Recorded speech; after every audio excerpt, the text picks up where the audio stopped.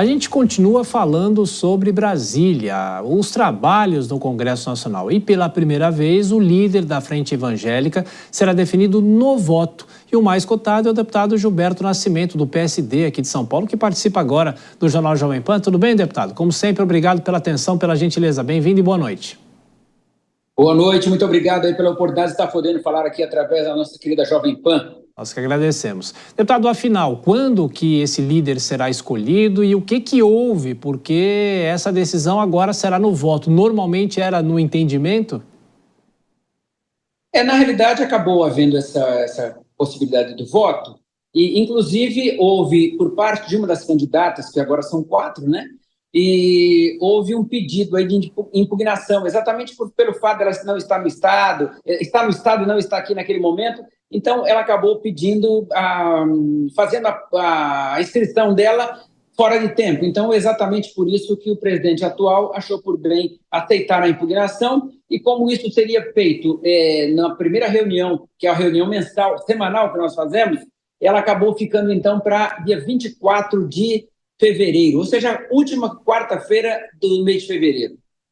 E, deputado, antes de passar para os nossos comentaristas, acho que é importante dizer o seguinte, que é interessante que não é uma bancada especificamente política, né? É uma bancada mais ideológica, a gente pode chamar assim?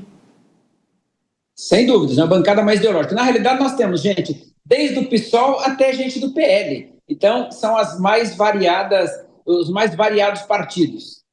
Perfeito. Vou chamar os nossos comentaristas. Próxima pergunta de Dora Kramer. Você, Dora. Boa noite. Olha só, outro dia o deputado Tony de Paula esteve aqui e falou longamente sobre esse assunto e disse que o que está acontecendo na frente é que há uma intenção de submeter a atuação da frente aos ditames da agenda do bolsonarismo. Como é que o senhor vê esse tipo de avaliação, deputado Tony de Paula? Dora, nenhuma possibilidade disso, até porque, eu volto a dizer, estava falando agora, que nós temos uma frente parlamentar que vai do PSOL ao PL. Então, não existe nenhuma intenção quanto a isso, né? Então, na realidade, até porque a nossa base, quer dizer, a nossa frente, uma frente política que vai depender de A ou de B, que promete apoio para A ou para B, não. A nossa frente não tem esse objetivo, né? Claro que é conviver com todos, com todo respeito, mas não tem essa questão de levar para o lado A ou levar para o lado B. Pelo menos da minha parte é assim. Nelson Kobayashi. Deputado Gilberto Nascimento, boa noite, um prazer falar contigo. Ô Nelson, boa noite, tudo bem com você? O deputado Otoni de Paula, ele era um dos cotados para assumir justamente a liderança da Frente Evangélica e perdeu muitas forças depois que se aproximou do governo do presidente Lula, e para muitos, com quem converso pelo menos, isso seria diminuir a importância da Frente Evangélica, que tem, de alguma maneira, uma oposição em pautas de costumes, aborto, drogas, que são pautas mais ligadas às questões religiosas e que nesse ponto se diferencia das intenções do governo. Foi nesse viés que o senhor viu uma oportunidade de colocar o seu nome para disputar a presidência, a liderança da frente parlamentar, de preservar a autonomia, a liberdade, a independência da frente parlamentar evangélica?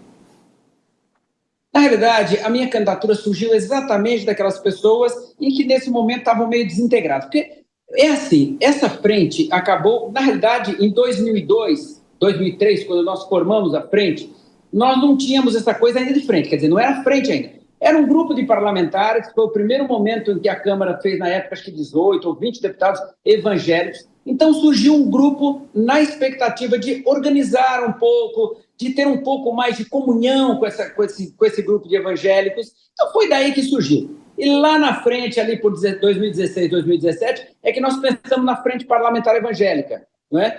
Então, é uma frente que, logicamente, ela tem que ter autonomia e liberdade. Então, nós não temos essa coisa de, olha, que vai ficar do lado de cá ou do lado de lá. E volto a dizer, a minha candidatura surgiu exatamente daqueles que gostariam de que a gente tivesse um pouco mais de unidade, de voltar a esse tempo em que nós tínhamos um tempo mais de relacionamento, de comunhão entre si. E, logicamente, defendendo sempre essas pautas, como você acabou de dizer aí, que é a pauta da família e assim por diante, da vida e assim por diante. Deputado, claro, apelando pela sua experiência no Congresso Nacional, hoje a regulamentação da reforma tributária foi aprovada na Câmara, a expectativa da discussão do pacote de gastos, temos ainda a LDO, que ficou para dezembro, o próprio orçamento federal para o ano que vem. Eu pergunto para o senhor o seguinte, comparando com outras legislaturas, essa talvez seja a legislatura que deixou tudo mais para a última hora, com pouca discussão, que é o que muitos parlamentares acabam reclamando. A gente ouviu agora há pouco a deputada Adriana Ventura falando que a reforma, apesar de importante, algo importante, passou sem muita discussão ou com alguns pontos ainda em dúvida. Que momento é esse do Congresso que vai encerrando os trabalhos dessa semana, deputado? Não, é claro que essa forma que vieram os projetos do governo para cá, eles, infelizmente, têm um certo assodamento. Isso, eu não tenho dúvidas disso. Claro que nós gostaríamos de ter mais tempo para isso, mas também o governo acabou mandando um pouco em cima da hora. Então, aí não é nem culpa da Câmara, é o que nós recebemos, a velocidade que nós precisamos dar aqui neste momento, que acabou nos levando a isso. Agora, que, infelizmente, nós gostaríamos de ter começado a discutir isso em dezembro, início de dezembro, seria o ideal. Mas foi como veio, as comissões foram, os relatores, inclusive, saíram esses dias e acabou se aprovando exatamente aquilo que nós precisaríamos aprovar. Claro que houveram cortes, tiraram isso, tiraram aquilo, e foi, de qualquer forma, se dando uma moldada nesses projetos. Dora, quer fazer a última? Quero sim. Claro, Dora. Deputado, eu disse, o pacote chegou no início de dezembro e houve, então, um travamento por causa do embate das emendas. Isso aí não contribuiu para o atraso? Não, é claro que, infelizmente, com essa questão das emendas, contribuíram também, não é? Mas também não foi o fato principal, o fator principal nisso, tá? Porque, eu volto a dizer, o ideal, então, seria que esse projeto viesse, sei lá, dia 1º, chegou aqui, vamos começar a discutir. Não, mas ele veio, acabou aí, até que se escolha o relator. Teve matéria, por exemplo, que o relator acabou sendo anteontem, praticamente. Tá? Então, eu repito, eu acho que, infelizmente, nós temos aí um problema a ser corrigido, e eu tenho expectativa que com a nova presidência, o novo momento, talvez a gente possa discutir essas coisas um pouco antes. Essa é a minha expectativa. Eu sou um homem que tem muita esperança que coisas possam melhorar. Temos mais um minutinho, Nelson Kobayashi. Outra pergunta. Deputado, aproveitar sua presença aqui, você que é liderança, está na mesa diretora, inclusive, e da Câmara, e eu quero a sua projeção para os próximos 2 anos. A eleição parece que está bem definida aí da sucessão do presidente Arthur Lira, o Hugo Motta. E o que esperar dessa nova gestão, dessa nova mesa diretora, dessa nova composição da liderança da Câmara dos Deputados? Porque o Arthur Lira sai de 2 gestões aí, primeiro de unanimidade nas suas eleições, né? A última foi, inclusive, um recorde de votação, mas que também se caracterizou por uma dificuldade de relacionamento com o poder executivo. Enfim, qual é a sua projeção para os próximos 2 anos aí na Câmara dos Deputados? Olha, eu prego muito a independência dos poderes, tá?